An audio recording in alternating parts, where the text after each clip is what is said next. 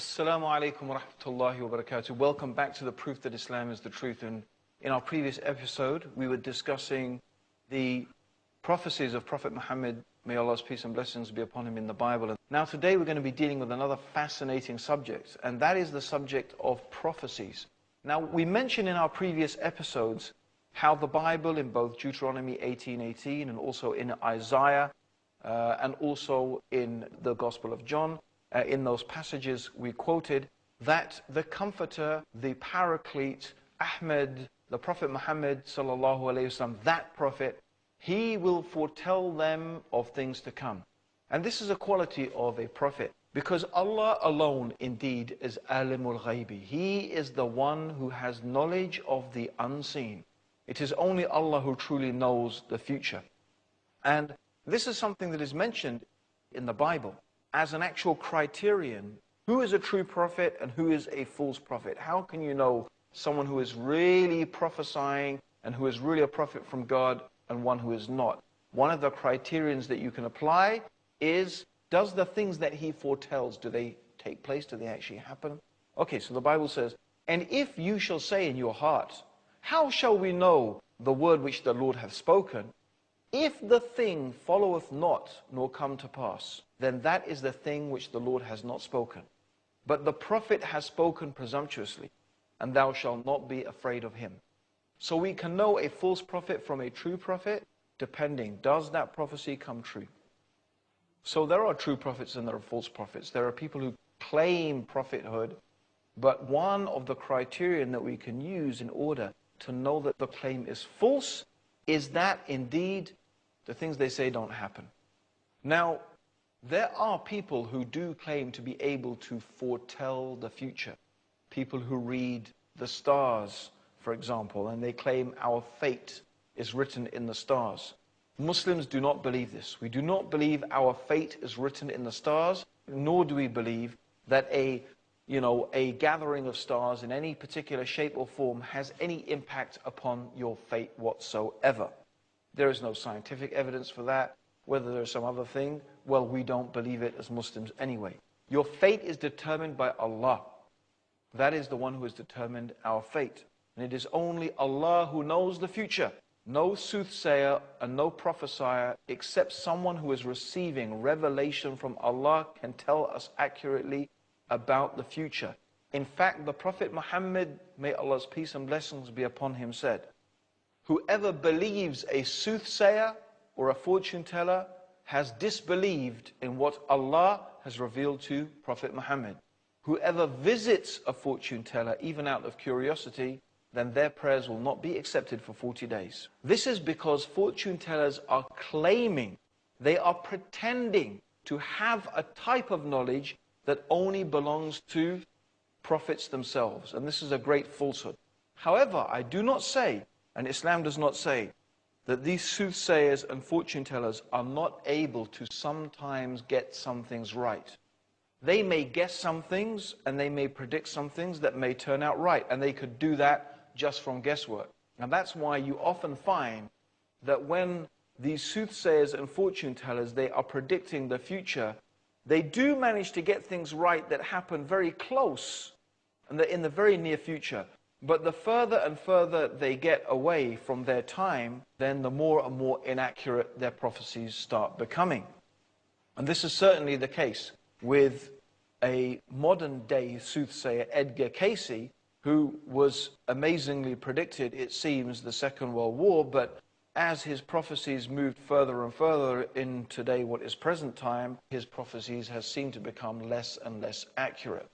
Another thing is that the Quran does tell us, and the Prophet Muhammad does tell us, that the shayateen, the jinns, they are able to travel through the heavens, and they are able to sneak and listen to the angels, and the angels are carrying the commands of Allah, and they are obviously carrying the decree that is going to happen, and they are implementing that decree. So they may be discussing those things that Allah has decreed for the servants on earth in that upcoming year or sometime in the future.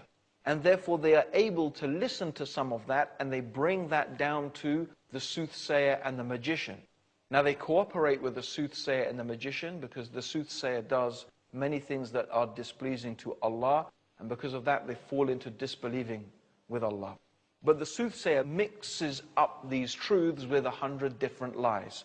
But you know what people are like? They just tend to remember the things that are true. But if you actually recorded all these things and examined them, then you would really see that yes, they got some things right, but they actually really got a whole load of things wrong as well. Then that is not really, of course, a sign of anything. But a prophet, someone who is receiving revelation from God, everything must be right. Every prophecy must come true. Now we have recorded from the earliest history of Islam prophecies in the Quran and prophecies of the Prophet Muhammad, may Allah's peace and blessings be upon him. And we're going to compare those things to the cryptic writings, for example, of Nostradamus. Nostradamus is famous for his prophecies, but his writings are all very cryptic. The rhymes could mean this or that or anything. In fact, the soothsayers were no different in the time of the Prophet Muhammad. They used to have a sort of confusing rhyme that could mean this and could mean that. Let's actually now see some of the prophecies in the Quran and some of the prophecies of the Prophet Muhammad, may Allah's peace and blessings be upon him. Now, one of the things that the Quran prophesies is the victory of Islam. And we have to remember that when these verses were coming down, the Muslims were a very small group. They were at every moment under the impression that they were going to be wiped out, either by the pagan Arabs or then by the Romans. Yet the Quran is promising victory in different verses. Let's examine one of those verses. In the 24th surah, in the 55th ayah, the Quran tells us, Allah has promised to those of you who believe and do good deeds that He will surely grant them in the land inheritance of power, as He granted it to those before them, that He will establish in authority their religion which He has chosen for them, and He will change their state of fear to one of security and peace, and they will worship me and not associate anything with me. And also the Quran says, say to those who deny faith, soon you will be vanquished. And that is in the 3rd chapter of the Quran, in the 21st ayah. And again in the 110th chapter of the Quran, in ayah 1 to 2, when comes the help of God and victory, and you see the people enter Allah's religion in multitudes.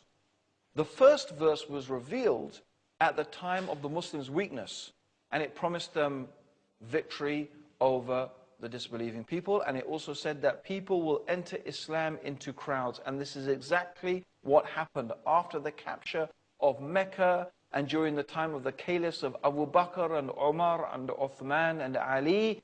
People entered Islam into crowds, and Islam was established in the land, and the Muslims defeated the Romans and they defeated the Persians, and Islam was established from Spain to China in a matter of just 20-40 years. And this also fulfills in part another prophecy of the Quran. It is He who has sent the messenger with guidance and the religion of truth to make it triumphant over all religions. This is in the 9th chapter of the Quran, in the 33rd ayah. Allah is promising that Islam will be triumphant over all religions. Islam will be the largest religion in the world. And without doubt, this is what is happening today. Although it is perhaps 50-50 at the moment between Christianity and Islam, it is predicted by people who study this matter due to conversions and demographics that by the year 2050, 30% of all human beings on this planet will be Muslim, and it will make Islam the largest religion on the face of the earth. Actually, what we find is that Judaism, Christianity, and paganism have never really established a lasting dominance physically and intellectually since the coming of Islam. Even in terms of Christianity, you may say the Christian world is dominant economically and militarily, but in reality, it is not really Christian. It is a type of secularist, materialist philosophy that is dominant. Anyway, join us after the break for more prophecies of the Prophet Muhammad, may Allah's peace and blessings be upon him, in the proof that Islam is the truth. Don't go away. Come back and join us after the break. Assalamu alaikum.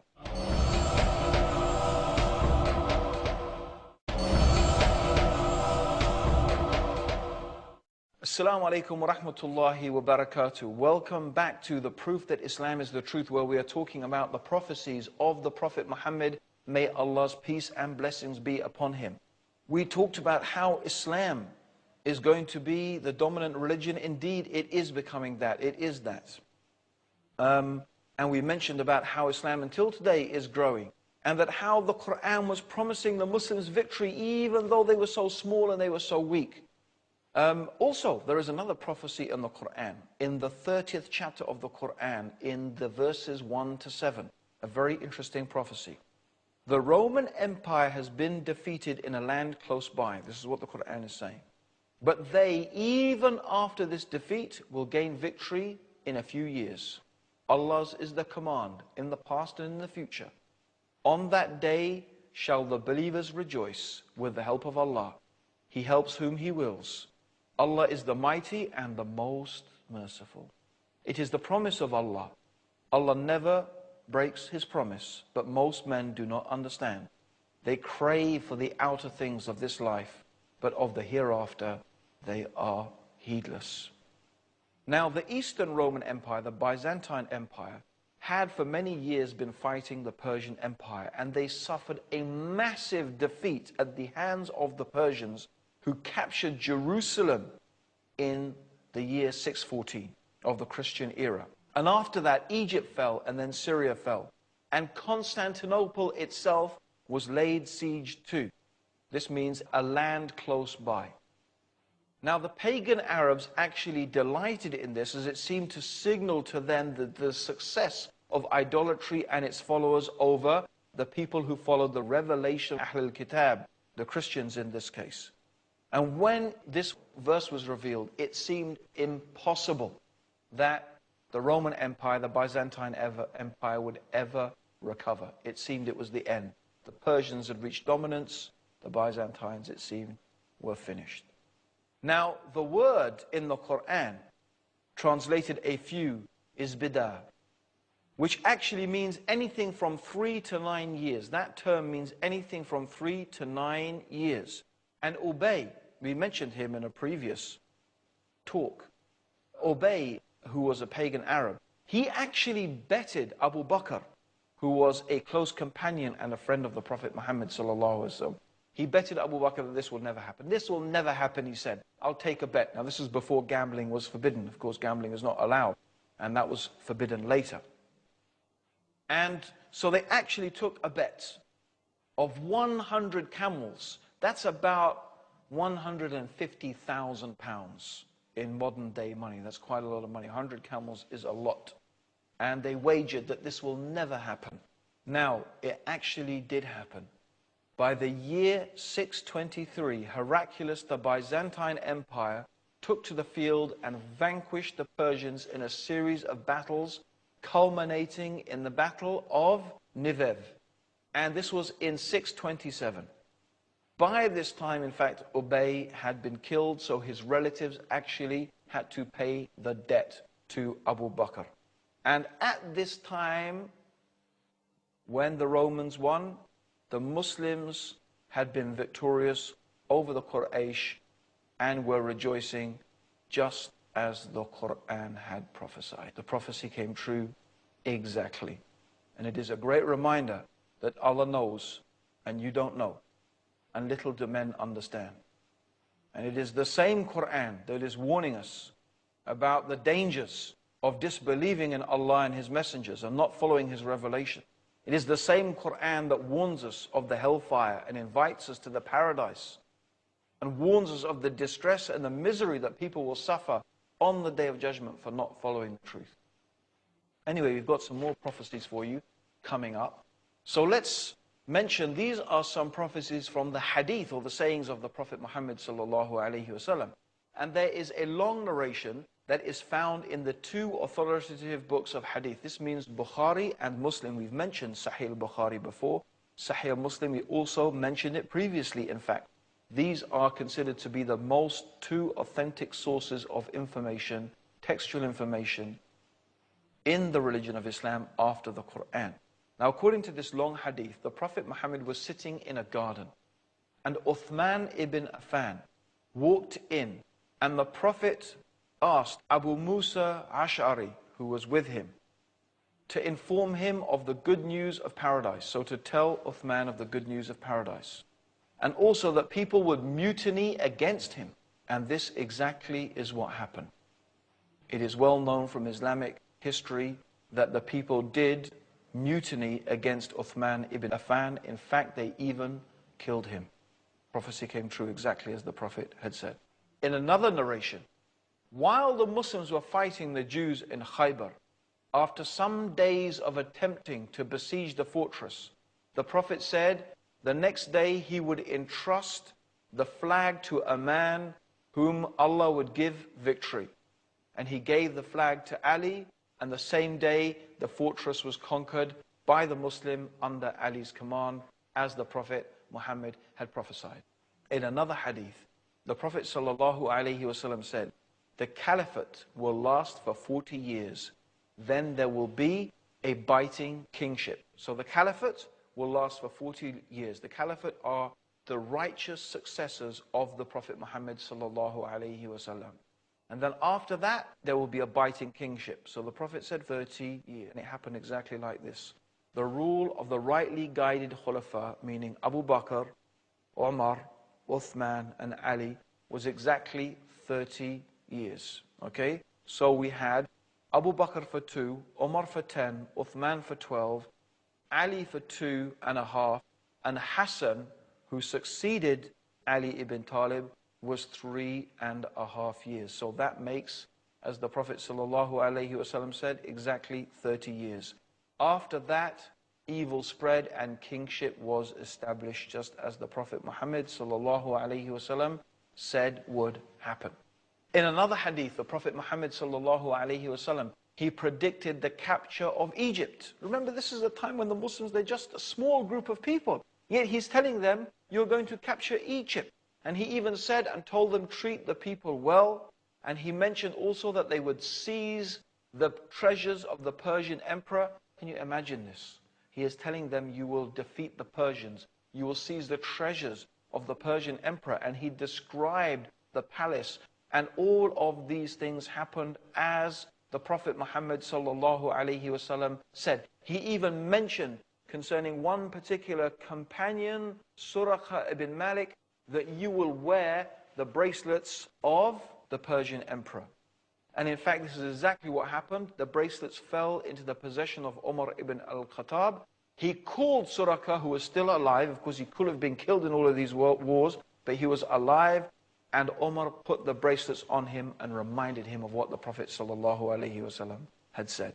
Also, in Sahih al-Bukhari, Auf ibn Malik, he reported that the Prophet ﷺ said, look for 6 incidents before the last day. First, my death. Then, and this is of course true, the Prophet died. Then the conquest of Jerusalem, and the Muslims conquered Jerusalem. Third, an epidemic among them. Fourth, the abundance of wealth, so a man would not gladly accept 100 dinars if given it. Fifth, a trouble that would involve all Arab families without exception. Sixth, a treaty with the Christians, which the Christians would violate. So the hadith describes exactly what happened. Jerusalem was captured, and after this, in 16 years after the hijrah of the Prophet, an epidemic broke out. It's well known about, and 70,000 people died. Wealth became plentiful after that, especially during the caliphate of Uthman, and after that in the time of Umar ibn Abdul Aziz, as is so famous, when the collectors of zakat, they found no one who was poor enough to receive the zakat. There was no one poor enough to receive zakat money. That's how wealthy the Muslims had become. And that's the prosperity Islam brought to the world at the time. And this is exactly what happened. Also, after the rebellious war against Uthman, things became worse after his murder. And it is true that none of the Arab families were saved from the fitna of that, from the trials and the tribulations. After the murder of Uthman, there was not one family that except was involved in it, just as the Prophet ﷺ had said. In another narration, the Prophet said that the Muslims would conquer Rome and Constantinople. And the Prophet was asked which was first, and he said the city of Heraclius, which of course means Constantinople. And that is absolutely true. Of course, Rome has never been taken by the Muslims, and then I suppose this is something we'll have to say that every Muslim will believe this is still something that is due to happen sometime in the future.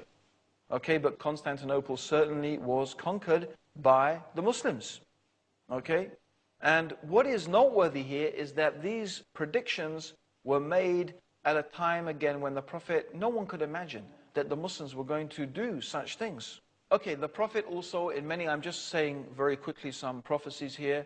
The Prophet Muhammad sallallahu alaihi wasallam also predicted that the Muslims would divide into many different sects and different groups. And in some hadith, he described the characteristics of these sects and these groups that would arise. He mentioned that some of them would do to Ali what the Christians did to Jesus. In other words, they would claim that Ali is God. How can a Muslim ever claim that a human being is God? This is the greatest type of disbelief you can imagine, to claim that a human being is equal with Allah. The Prophet said some Muslims will do this with Ali, and they did.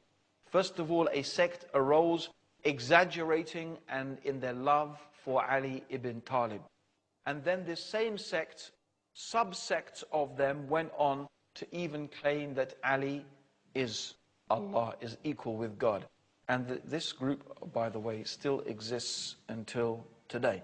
Also, he mentioned that some people would deny the qadr, or the divine decree of Allah, and he called them the Majus of this ummah, the Magians of this ummah. And this has happened exactly. They were called the Qadriya, a group of people who denied the divine decree, which is an essential part of Islamic belief.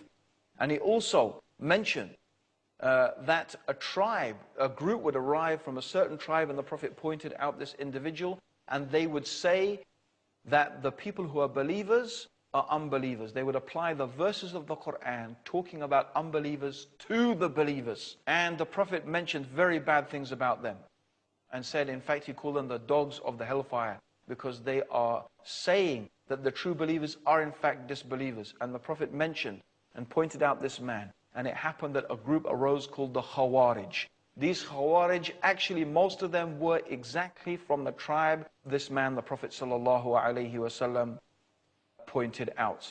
And the Prophet sallallahu alaihi wasallam mentioned that they should be fought against, and this is exactly what Ali ibn Talib did. He fought against this group, the Khawarij.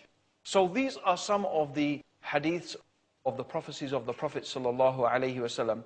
And we have a lot more, in fact, to come. We're going to be mentioning some of the signs of the Day of Judgment, things that the Prophet Muhammad said would happen before the last days. And that will be our last in the episode of the proof that Islam is the truth. So make sure you tune in and listen into that for our last and final episode of the proof that Islam is the truth. Until then, Assalamu alaikum wa rahmatullahi wa barakatuh.